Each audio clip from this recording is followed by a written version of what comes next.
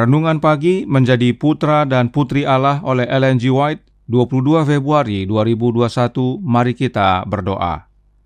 Bapa kami yang di sorga, Allah pencipta langit dan bumi, laut dan segala isinya, Allah yang maha besar, maha kuasa, sumber segalanya, yang kami sembah selalu melalui anak-Mu yang tunggal, Yesus Kristus.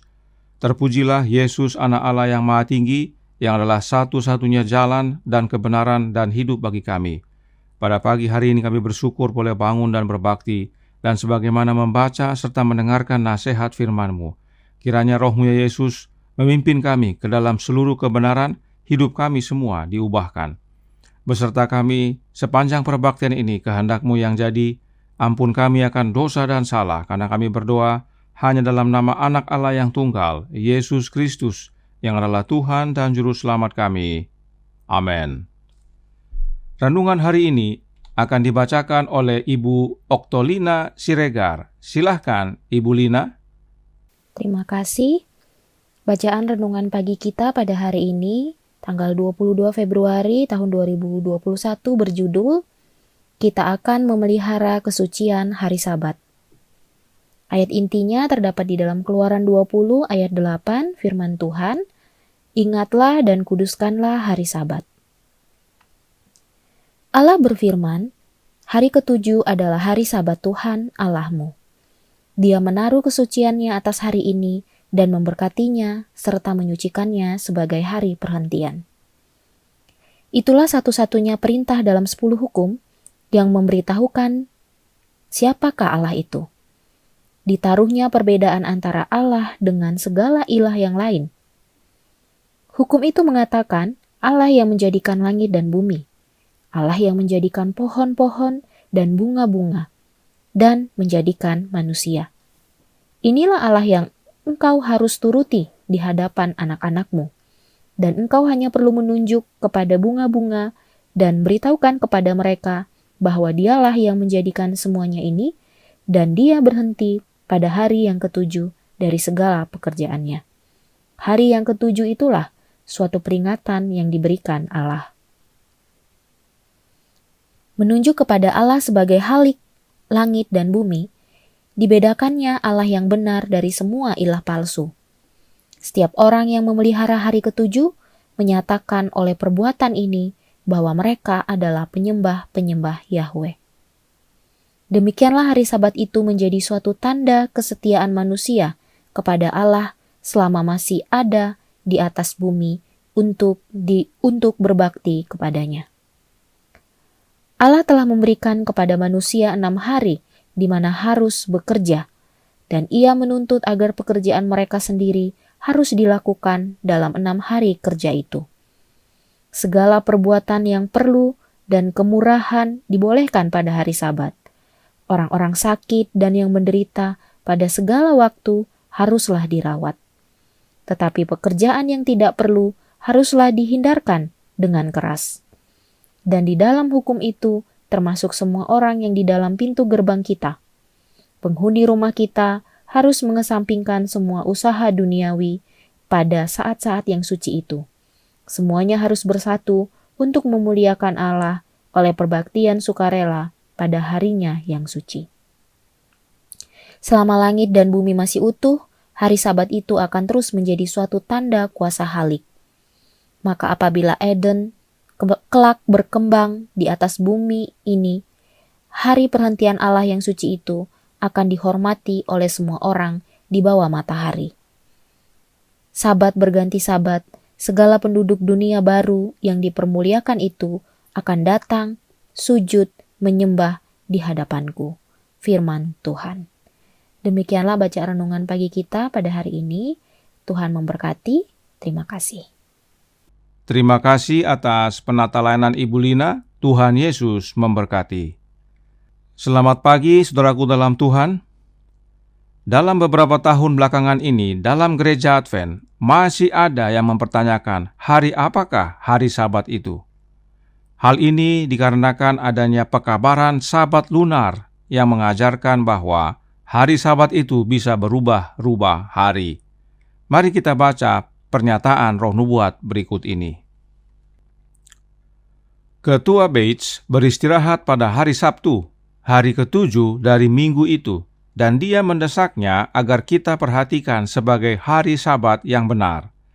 Saya tidak merasakan pentingnya hal itu dan berpikir bahwa dia salah dalam memikirkan perintah keempat lebih daripada 9 perintah lainnya. Tetapi Tuhan memberi saya penglihatan tentang bait suci sorgawi. Ka'bah Allah terbuka di sorga dan saya diperlihatkan tabut Allah yang ditutupi dengan tahta rahmat. Joseph Bates mengabarkan Sabat hari ke-7, hari Sabtu. Tetapi Ellen G. White merasa itu tidak penting sebab dia berpikir tidak bisa meninggikan satu hukum lebih dari 9 yang lain. Apa yang terjadi? Yesus memberi Nyonya White penglihatan. Dia melihat Ka'bah sorgawi terbuka, khususnya bilik Maha Kudus, dan melihat tabut perjanjian di sana. Kemudian, masih dalam buku yang sama, halaman 85 paragraf 5, dilanjutkan. Yesus mengangkat tutup tabut, dan saya melihat loh-loh batu di mana ke-10 perintah itu ditulis. Saya kagum ketika saya melihat perintah keempat di tengah-tengah 10 sila dengan lingkaran cahaya lembut melingkari itu. Kata malaikat itu, ini adalah satu-satunya dari 10 yang menjelaskan Allah yang hidup, yang menjadikan langit dan bumi, laut, dan segala isinya. Jadi jelas bahwa hari Sabat adalah hari ke-7, yaitu hari Sabtu. Dan karenanya firman Tuhan berkata dalam Keluaran 20 ayat 10 yang berbunyi, "Tetapi hari ke-7 adalah hari Sabat Tuhan Allahmu." Firman Tuhan berkata bahwa hari ke-7 itu adalah Sabatnya Tuhan Allah. Artinya hari Sabat itu milik Tuhan dalam huruf besar. Siapakah dia? Dia adalah Allah yang hidup yang telah menjadikan langit dan bumi, laut dan segala isinya. Dan sebagaimana pelajaran sebelumnya bahwa Tuhan dalam huruf besar adalah Jehovah, yaitu Allah Bapa, dan memang Allah Bapa adalah Allah yang benar dan Allah yang hidup, sebagaimana yang dinyatakan dalam Yeremia 10 ayat 10 dan 1 Tesalonika 1 ayat 9 dan 10. Jadi, hari Sabat adalah milik Allah Bapa. Kita manusia tidak berhak mengubah-ubahnya. Perhatikan pernyataan orang Yahudi berikut ini. Ini adalah website untuk belajar bahasa Ibrani serta berita-berita seputar Israel. Perhatikan dalam tabel yang kotak merah. Di sebelah kiri adalah nama-nama hari dalam bahasa Inggris, dan di sebelah kanan adalah nama-nama hari dalam bahasa Ibrani. Satu minggu Ibrani dimulai pada hari Minggu atau Sunday atau Rishon dalam bahasa Ibrani, dan diakhiri pada hari Sabtu atau Saturday atau dalam bahasa Ibrani disebut Syabat. Nah, perhatikan penjelasan orang Yahudi berikut ini tentang nama-nama hari. Masih dalam website yang sama yang berbunyi, fakta sehubungan nama hari dalam bahasa Ibrani. Pertama, satu minggu dimulai pada hari Minggu. Hal ini menurut iman orang Yahudi bahwa dunia dijadikan dalam 6 hari dan hari ke-7, Sabtu, adalah akhir dari penciptaan. Kemudian yang kedua, kecuali hari Sabtu atau Syabat dalam Ibrani, semua hari disebut sesuai urutannya. Minggu disebut hari pertama, Senin disebut hari kedua, Selasa disebut hari ketiga, dan seterusnya sampai hari ke-6 yaitu Jumat. Sementara hari Sabtu tidak disebut hari ke-7, tetapi Syabat, yang artinya berhenti bekerja atau istirahat. Kemudian yang ketiga, hari orang Yahudi dimulai pada matahari terbenam dan bukan pada matahari terbit. Inilah hari dalam satu minggu bagi orang Yahudi, dan inilah yang terjadi sejak dahulu kala. Sebab memang perhitungan satu minggu bukan berdasarkan pergerakan benda-benda di angkasa, seperti satu hari adalah perputaran bumi pada porosnya, kemudian satu bulan adalah perputaran bulan pada bumi, dan satu tahun adalah perputaran bumi pada matahari. Satu minggu tidak ada hubungannya dengan itu semua. Satu minggu sebagaimana Alkitab dan yang masih terus dipegang oleh orang Yahudi adalah berdasarkan hari-hari penciptaan. 6 hari lamanya Allah menjadikan langit dan bumi, dan pada hari ke-7 Allah berhenti dan itu sebabnya disebut Syabat. Itu sebabnya juga jika kita baca kembali Kejadian pasal 1, di sana disebutkan hari pertama, hari kedua, hari ketiga, dan seterusnya. Dan jika saudara lihat dalam Strong Concordance, maka nama-nama hari tersebut sama dengan yang orang Yahudi gunakan sekarang, kecuali hari pertama. Dalam Alkitab disebut hari ke-1 atau Ehad, namun pada prinsipnya sama, yaitu hari yang pertama. Jadi, sudah jelas bahwa hari Sabat yang dimaksud adalah hari ke-7, hari Sabtu. Nah, orang-orang Yahudi oleh karena perbudakan di Mesir menjadi lupa akan hari Sabat ini. Itu sebabnya Allah Bapa ingatkan melalui mujizat pemberian mana. Perhatikan penjelasan Roh Nubuat berikut ini dari Testimonies for the Church, volume 6, halaman 354, paragraf 4, yang berbunyi, Tuhan memberitahu mereka bahwa pekerjaan ini harus dilakukan pada hari Jumat, hari persiapan. Ini adalah ujian bagi mereka. Tuhan ingin melihat apakah mereka akan menguduskan Sabat atau tidak. Tuhan memberikan mana kepada bangsa Israel sebagai makanan istimewa mereka selama pengembaraan di padang belantara. Dari hari Minggu sampai hari Kamis, mereka memungut mana cukup untuk 1 hari. Jika mereka ambil lebih, akan menjadi busuk. 1 orang cukup 1 gomer. Tapi pada hari ke-6, atau Roh Nubuat nyatakan hari Jumat, mereka ambil 2 gomer per orang. Sebab pada hari Sabtu atau hari Sabat, mana tidak turun. Dan karenanya, meski pada hari Jumat mereka pungut 2 kali lebih banyak dari biasanya, kelebihannya tidak busuk dan itu untuk hari Sabat. Melalui ini, Allah Bapa sedang mengajar dan ingatkan kembali orang-orang Israel tentang hari Sabat. Apakah ada yang melawan? Oh, ada. Keluaran 16 ayat 27 berkata, tetapi ketika pada hari ke-7 ada dari bangsa itu yang keluar memungutnya, tidaklah mereka mendapatnya. Itu sebabnya Tuhan berkata dalam ayat 28, berapa lama lagi kamu menolak mengikuti segala perintahku dan hukumku? Apakah masih ada manusia yang melawan perintah Allah Bapa sekarang ini? Oh, banyak. Bahkan dalam gereja Advent sendiri ada, yaitu dengan ajaran Sabat lunarnya. Renungkan saudaraku dalam Tuhan. Kuasa tanduk kecil saja tahu bahwa hari ke-7 itu hari Sabtu. Itu sebabnya sesuai nubuatan Daniel 7 ayat 25, kuasa tanduk kecil itu mengubah hari ke-7 menjadi hari pertama. Nah, para pengikut Sabat lunar sudah rubah lagi ke hari yang lain. Karenanya, renungan hari ini adalah panggilan kembali bagi semua yang masih pelihara hari pertama dan juga para pengikut Sabat lunar. Kembalilah kepada penurutan hukum Allah Bapa, bahwa hari ke-7 itu adalah hari Sabat Allah Bapa, yaitu hari Sabtu. Renungan hari ini berkata dalam Menjadi Putra dan Putri Allah, halaman 62, paragraf 2, yang berkata, setiap orang yang memelihara hari ke-7 menyatakan oleh perbuatan ini bahwa mereka adalah penyembah-penyembah Yahweh.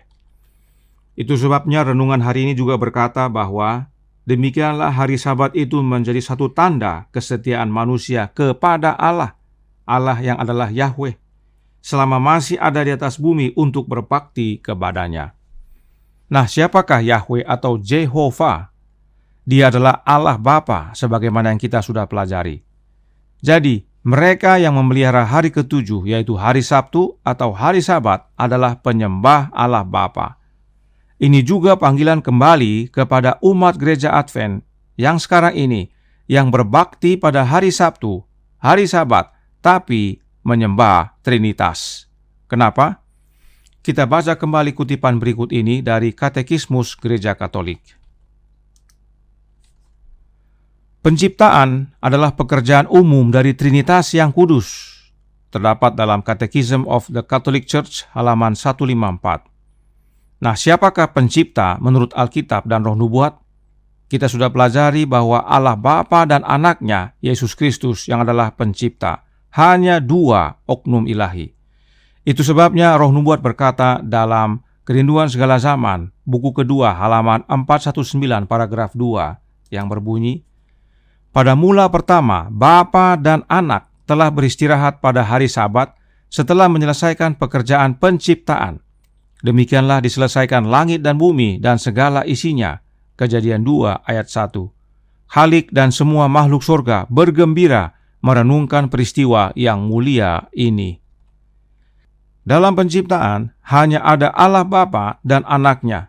Sebab Bapa menjadikan alam semesta oleh Anaknya. Ibrani 1 ayat 2. Itu sebabnya Bapa dan Anak beristirahat atau berhenti pada hari Sabat, hari ke-7, setelah Bapa dan Anak menyelesaikan pekerjaan penciptaan selama 6 hari. Tidak ada Trinitas pada hari Sabat. Nah, ada orang Advent dan juga pendeta Advent yang berkata bahwa Trinitas gereja Advent berbeda dengan gereja Katolik atau dengan gereja Protestan lainnya. Saudara mau ciptakan Trinitas bentuk yang lain silahkan. Mau sama atau berbeda juga silahkan. Tapi ingat, yang tertulis dalam Roh Nubuat adalah Bapa dan Anak. Dan hal ini berdasarkan Alkitab. Lalu, pada hari apa Trinitas disembah? Kita kembali ke slide sebelumnya. Doi Katekisme halaman 143 menyatakan, hari Minggu dipersembahkan oleh para rasul untuk menghormati Trinitas yang Maha Suci. Saudaraku dalam Tuhan, meskipun bukan para rasul yang mempersembahkan, namun sesuai katekismus, hari Minggu adalah untuk menyembah Trinitas yang Maha Suci. Karenanya, pelajaran renungan hari ini adalah panggilan kepada seluruh umat gereja Advent yang sekarang ini, termasuk para pendetanya, agar kembali untuk menyembah satu-satunya Allah yang benar, yaitu Allah Bapa. Tinggalkan Trinitas. Hari Sabat bukan untuk Trinitas. Yesus sendiri berkata bahwa Dia adalah Tuhan atas hari Sabat. Tidak ada tertulis di dalam Alkitab bahwa Trinitas adalah Tuhan atas hari Sabat. Tidak ada. Ingat nasihat Roh Nubuat dan teladan Yesus. Baca yang tertulis dan jawab godaan setan dengan pernyataan ada tertulis. Karenanya, mari tinggalkan hari pertama, hari Minggu. Mari tinggalkan ajaran Sabat lunar. Dan teristimewa, mari tinggalkan doktrin Trinitas. Kembalilah kepada satu-satunya Allah yang benar, Allah Bapa, dan berbakti menyembah Dia pada hari ke-7, hari Sabtu, yang disebut Sabat Tuhan Allah. Nah, ada yang bertanya, apakah kita menyembah anak Allah juga? Oh ya. Dan jika ya, apakah itu menjadi duinitas? Oh tidak. Kenapa demikian?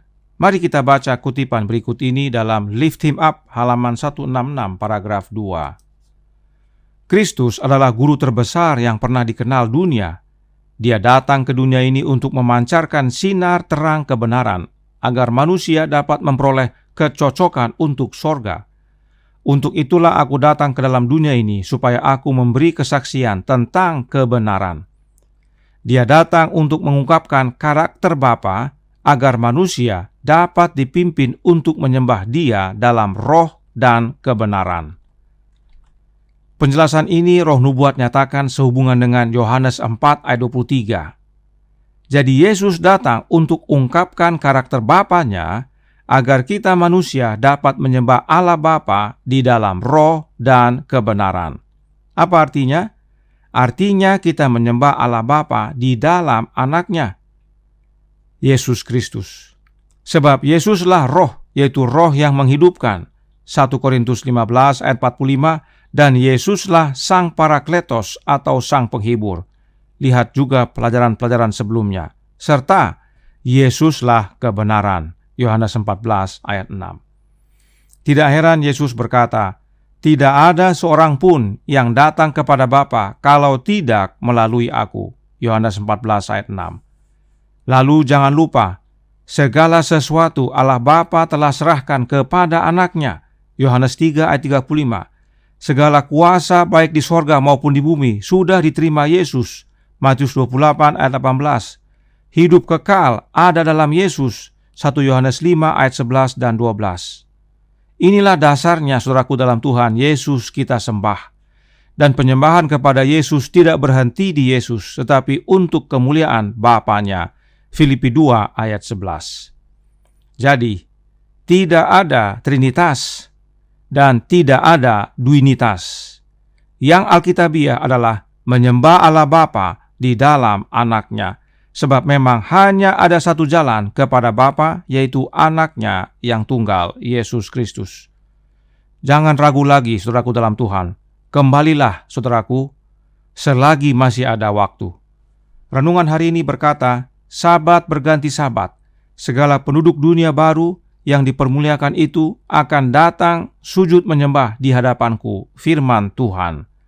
Perhatikan Roh Nubuat menyatakan tentang dunia baru dalam Bapa Kita Peduli halaman 314 paragraf 2 yang berbunyi, marilah kita memuji Allah karena di bumi yang dijadikan baru tidak akan ada lagi laknat, tahta Allah dan tahta Anak Domba akan ada di dalamnya dan hamba-hambanya akan beribadah kepadanya. Wahyu 22 ayat 3. Di dunia baru nanti hanya ada dua tahta, yaitu tahta Allah yang adalah Allah Bapa, dan tahta Anak Domba yang adalah Yesus Kristus. Tidak ada Trinitas di dunia baru nanti. Dan perhatikan, meski ada dua tahta dan umat yang selamat memuji Bapa dan Anaknya, namun itu semua untuk Allah Bapa. Sebab Wahyu 22 ayat 3 menyatakan, semua akan beribadah kepadanya. Ya, shall serve him, ya, tunggal, yaitu kepada Allah Bapa. Sebab 10 hukum itu adalah milik Allah Bapa, dan hari Sabat juga adalah hari Sabatnya Allah Bapa. Dialah satu-satunya Allah yang benar, yang anak Allah juga sembah.